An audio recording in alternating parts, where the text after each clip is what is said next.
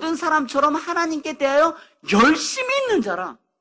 내가 이 돌을 박해하여 사람을 죽이기까지 하고 남녀를 결박하여 옥에 넘겼노니 이렇게 되는 거예요. 사울아 사울아 왜 내가 나를 박해하느냐 핍박하느냐라고 이야기하는데 한 번도 한 적이 없다고요. 근데 왜 박해했다고 하는가라고 이야기할 때 박해의 그 실체가 뭐냐면 예수님을 박해했다라고 하는 그 실체가 뭐냐면 3절에 보면 율법의 엄한 교훈을 받았고 나는 유대인으로서 율법의 엄한 교훈을 받았고 하나님에 대해서 열심히 있는 게 예수님을 박해한 거라고요. 유대인으로서 율법의 엄한 교훈을 받고 하나님께 열심을 가진 게 그게 예수님을 핍박한 거라는 거죠. 4절에 보면 내가 이 도, 뭐예요? 예수님을 믿는 도잖아요. 그죠? 예수님을 박해하여 사람을 죽이기까지 하고 남녀를 결박하여 옥에 넘겼더니 그때 다메섹 도상에서 내가 이렇게 변하게 되었다 이 얘기를 하는 거죠. 여러분, 율법의 엄한 교훈을 받고 하나님께 열심을 한 것, 이것이 예수님을 핍박했다라고 하는 거예요. 하나님에 대해서 열심을 갖는다라는 건 어떤 거죠? 하나님에게 열심을 갖는다는 건 이스라엘 백성들의 머리의 사고 구조가 어떻게 되어 있느냐면 유대인 그러면 유대인은 다른 민족보다 우월한 거예요. 그러니까 당연히 하나님이 나를 선택할 때 있는 것 중에 선택한 것이 아니라 특별히 하나님이 너무 자기가 너무나 사랑스러워 뽑았는데 그 뽑은 근거가 대단하기 때문에 뽑았다고 생각해요. 머리 구조 속에. 유대인이다 그러면은 우월주의로 나가. 유대인은 하나님이 그냥 선택해서 하나님의 도구로 쓰려고 한 거잖아요. 원래 의도가.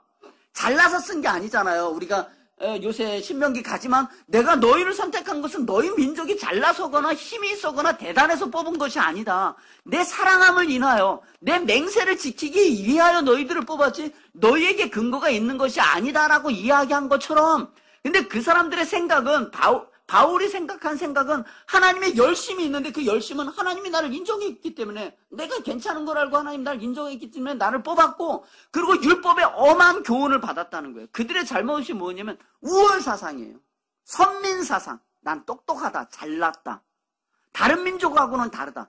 그리고 율법의 엄한 교훈을 받았다라고 이야기하는 건 율법은 왜 줬어요? 십계명을 왜 줬어요? 이스라엘 백성들을 애굽에서 종되었던 백성들을 건져낸 거잖아요. 왜 건져냈어요? 약속을 했기 때문에 4대 만에 돌아오겠다라는 하나님의 약속으로 그들을 건져내고 그를 건져내서 하나님께서 이스라엘 백성들을 부르고 그에게 요구하는 것은 너희들은 제사장 나라와 거룩한 백성으로 쓰기 위해서 부른 거잖아요. 근데 그들은 그런 생각을 하지 않고 하나님에게 특별 대우를 받은 사람, 율법을 받은 것도 출애굽한 다음에 이스라엘 백성들에게 하나님의 백성이라면 젖과 꿀이 흐르는 가나안 땅에 간다면 너희들은 이런 계명을 따르면서 살아야 된다. 왜냐하면 너희들은 하나님의 백성이기 때문에 저 세상 사람들하고는 구별해서 살아라. 그 구별해서 사는 삶을 가지고 너희가 믿는 하나님이 얼마나 대단한지를 설명하는 자로 세웠는데 하나님께 열심을 갖는 것은 하나님이 날 사랑했기 때문에 열심을 갖는 것이고 율법의 엄한 교훈을 내가 따르는 이유는 하나님을 드러내기 위해서 내가 이렇게 해라고 하나님께서 율법을 줬는데 율법을 지킴으로 구원에 이를 수 있다고 자기가 생각한 거라고요. 그러니까 바울의 생각이 난 특별한 백성, 유대인이고 하나님께 나는 선민으로 뽑힌 사람이고 율법을 통해서 구원을 얻는 사람인데 어느 날 예수가 와서 다 죄인이라고 하고 자기를 믿지 않으면 다 죽을 수밖에 없다고 이야기하니까 짜증이 확 나는 거죠. 난 유대인인데 왜 다 죄인이야? 난 우월주의인데, 난 선민인데. 모든 사람은 죄를 범하였다고 하니까 그게 이해가 안 되는 거예요. 그러니까 그 도에 대해서 돌을 던졌다 이거죠. 이해가 되나요?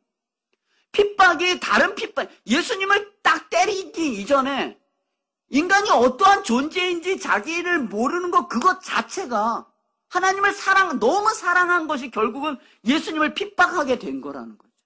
뭐 이렇게 설명할 수 있죠. 십계명의 제일 큰 계명이 뭐죠? 나 외 다른 신을 섬기지 말라. 내 이름 망령되이 일컫지 말고 거짓 증거하지 말라. 그런 내용들이잖아요. 나 외 다른 신을 섬기지 말고 내 이름을 망령되이 일컫지 말라. 이런 거잖아요. 우상을 섬기지 말라. 그리고 안식일을 거룩히 지키고 부모를 공경하고 살인하지 말고 간음하지 말고 도적질하지 말고 이웃에 대해서 거짓 증거하지 말고 이웃의 것을 탐내지 말라는 이 계명이 있잖아요. 이게 율법이잖아요. 이 엄한 율법을 가진 거예요. 그걸 지키고 있다고 생각하는 거예요. 율법은. 이 바울은 나는 지키고 있다 이렇게 생각하는 거예요. 그게 예수님을 핍박하는 주된 내용이라는 거죠. 뭐라 그래요? 어느 날 누가복음 10장에 가면 어떤 율법사가 와서 어떻게 하면 영생을 얻습니까? 그랬더니 그 율법에 모세 율법에는 뭐라고 써 있느냐? 하나님 사랑하고 이웃을 사랑하라고 그렇게 되어 있습니다. 너도 그와 같이 행하라. 그럼 이웃이 누구입니까? 이렇게 물어보는 거예요. 유대인들은 무슨 생각을 가지고 있느냐? 난 다 하고 있는데 내가 부족한 게 뭐가 있느냐? 이렇게 깐죽거리고 있는 거죠. 주님께서 선한 사마리아 비유를 들잖아요. 어떤 사람이 강도 맞아서 거반 죽게 되었는데 그 죽게 된 지역에 누가 지나가요? 제사장이 지나가고 레위인이 들어가고 나중에 사마리아인이 지나가잖아요. 근데 다 지나가고 사마리아인이 그 병을 다 치료하고 그 다음에 그 여관에 데려다 주고 내가 다시 올 때 치료해달라고 하고 내가 다시 올 때 부비를 더 드리겠다고 치료해달라고 하면서 물어보잖아요. 이 중에 그의 이웃이 누구냐 그랬더니 선한 사마리아인이라 이렇게 이야기해. 너도 이와 같이 행하라 이렇게 얘기한 거잖아요. 하나님의 율법을 지킨다는 것은 하나님을 사랑하고 이웃을 사랑하는 거예요. 이웃이 누구냐라고 할 때 나의 필요를 원하는 사람이 이웃이라는 거예요. 그런데 이 머릿속에 이 머리 구조 속에 유대인들은 사마리아인 강도 맞아서 막 피 흘리고 이런 사람은 내 이웃이 될 수 없어요. 왜냐하면 나는 거룩한 사람인데 난 좀 이따 예배를 드리러 가야 되는데 제사장인데요. 레위인데 지금 예배 드리러 가는데 거기 그 피 묻은 사람 이렇게 어려운 사람 손 댔다가 그럼 나도 부정한 사람 되면 내가 예배를 못 드리잖아요. 그러면 엄한 율법의 교훈에서 내가 어긋나는 거잖아요. 그렇게 행동하는 것 그것 자체가 하나님을 사랑하고 이웃을 사랑하는 것이 율법과 선지자의 강령이니라. 그게 모든 내용인데 율법의 엄한 교훈을 따르다 보니까 결국 하나님이 요구한 걸 못했잖아요. 그게 그게 하나님을 핍박한 거라는 거예요. 그게 나를 핍박한 거라는 거예요. 가늠한 여인, 요한복음 8장 가도 가늠한 여인을 가지고 사람들이 뭐라 그래요? 가늠한 여인을 가지고 제사장과 바리새인들이 뭐라 그래요? 이 가늠한 여인 이거 어떻게 해야 됩니까? 주여 어떻게 해야 됩니까? 이건 모세 율법에 의해서는 돌을 쳐야 되는데 어떻게 해야 됩니까? 뭐라 그래요 주님께서? 나중에는 그들의 마음속에는 율법을 달아서 예수님을 죽일 모든 마음 자체가 유대인들의 엄한 율법을 가지고 있는 사람은 모든 그 시각 자체가 어떤 꼬투리를 잡아서 사람을 죽이는 데 가지고 있다는 거예요. 사울이 그렇게 가지고 있는 거예요. 하나님에 대해서 너무 열심히 있는 거야. 하나님에 대해서 너무 열심히 있고 율법에 대한 엄한 교훈을 따르다 보니까 정작 하나님이 요구하는 걸 우월사상에 나는 다 지키고 있다고 생각하는 거예요. 나는 다 지키고 있다는 거예요. 사실 속상하면 그 사람한테서 꽉 죽여야 되는데 죽이지도 못하고 방조하면서 자기는 더 심한 음모를 꾸미고 있는 사람으로 변하는 거잖아요, 지금. 자기가 그랬다는 거죠. 마태복음 5장 가면요. 5장에 가면 예수님께서 이렇게 산상수훈 쭉 설명하잖아요. 산상수훈 쭉 설명하면서 뭐라고 이야기하냐면 노하지 말라 이렇게 노하지 말라 이렇게. 살인하지 말라. 21절 22절 보면 옛사람의 말한 바 살인하지 말라. 누구든지 살인하면 심판을 받게 되리라 하였다는 것을 너희가 들었으나 나는 너희에게 이르는 형제에게 노하는 자마다 심판을 받게 되고 형제에 대하여 라가라 하는 자는 공에 잡혀가게 되고 미련한 놈이라 하는 자는 지옥불에 들어가리라. 그러니까 살인이 뭐냐라고 이야기할 때 율법의 엄한 교훈을 받은 사람들은 머릿속에 난 살인 안 했다 이거예요.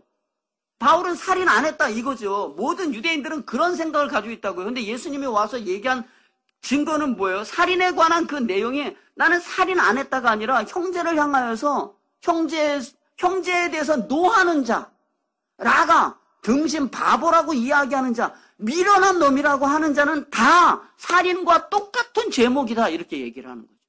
이해가 되나요? 우리들도 마찬가지. 난 살인하지. 저 나쁜 놈 막 이렇게 텔레비 보면 저 나쁜 놈, 지독한 놈 막 그러고 하지만 사실 주님의 입장에서 미련하고 바보고 등신이라 내가 더 우월주의 의식을 가지고 있으면 이미 내가 살인을 한 거예요. 지옥불에 들어갈 것이라고 이야기를 하잖아요. 또 예배도 마찬가지예요. 예배를 드릴 때 아무리 예배가 중요하지만 형제와 화목하는 일이 없이 예배 들어가는 건 그 잘못된 것이라. 형제와 먼저 화목하고 그리고 예배에 들어오라. 그런데 아무리 죽는 애가 있고 강도 맞는 사람이 있어도 나는 지금 가야 되는 거예요. 나는 거룩한 일을 해야 되니까. 율법의 엄한 교훈을 배운 사람이니까 난 율법에 하나도 흠이 없다. 이렇게 이야기를 한다는 거죠. 그게 예수님을 핍박한다. 이런 얘기죠. 27절에 보면 또 간음하지 말라 했다는 것을 너희가 들었으나 나는 너희에게 이르노니 음욕을 품고 여자를 보는 자마다 마음에 이미 간음하였다. 내가 무슨 간음했어? 그런 얘기를 하죠. 정상적으로 어떤 행위들은 하지 않았는지 몰라도 다른 이쁜 여자를 보면서 눈의 시선을 괜히 오래 둔다거나 거기에 관심을 갖는다거나 그러면 이미 그것이 간음했다는 거죠. 그런 측면에서 어떻게 목사가 그럴 수 있어? 어떻게 집사와 장로가 그럴 수 있어? 충분히 그럴 수 있죠. 꼭 무슨 나쁜 마음은 갖지는 않아도 충분히 그럴 가능성이 있다.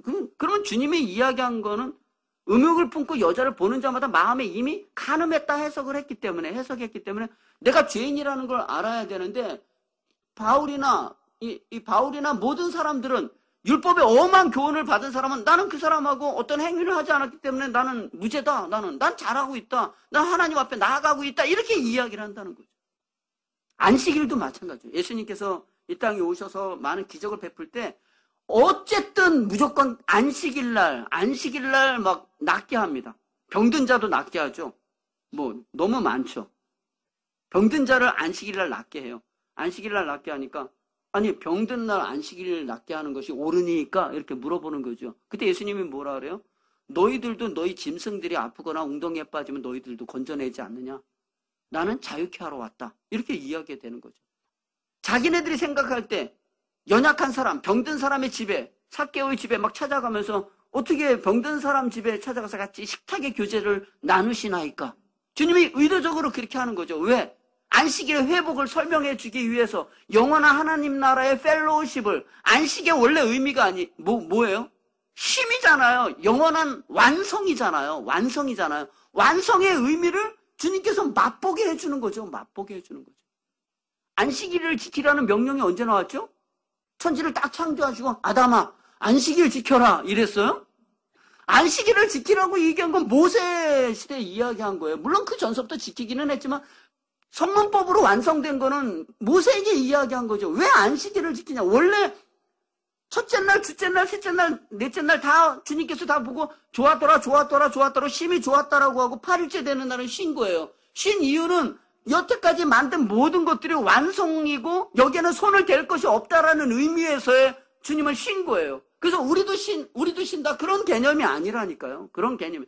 안식일은 언제 생겼냐면 아담과 하와가 범죄를 저지른 그 이후에 어느 날서부터 시작되었는지 모르지만 그 이후에 생겼고 성문법으로 만들어진 건 모세에 의거하여서 안식일을 거룩히 지키라고 4계명에 딱 떨어지게 된 거죠.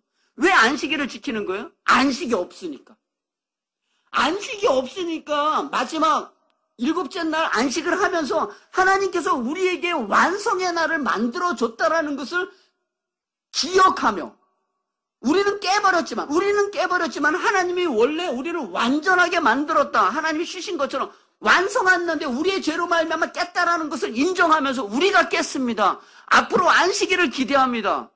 신학적으로 얘기하자면 예수 그리스도의 이 땅에 오심을 기대하면서 안식일을 지키는 거예요. 구속자를 기다리면서 지키는 게 안식일이라고요. 근데 그 사람들은 무슨 생각을 하는 거예요?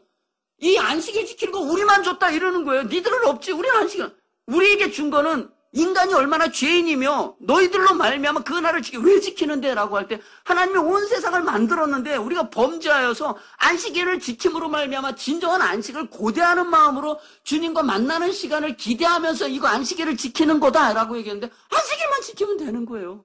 그냥 저녁 5시부터 그 다음날 5시까지만 안 먹고 일 안 하고, 일 안 하지도 않아요. 하는데 조금 하는 거죠. 4kg 이상 못 가고, 옷을 빨 때 3벌 이상 빨지 말고, 돈은 몇 불 이상 쓰지 않고, 이렇게 자기네 나름대로 만들어서, 원래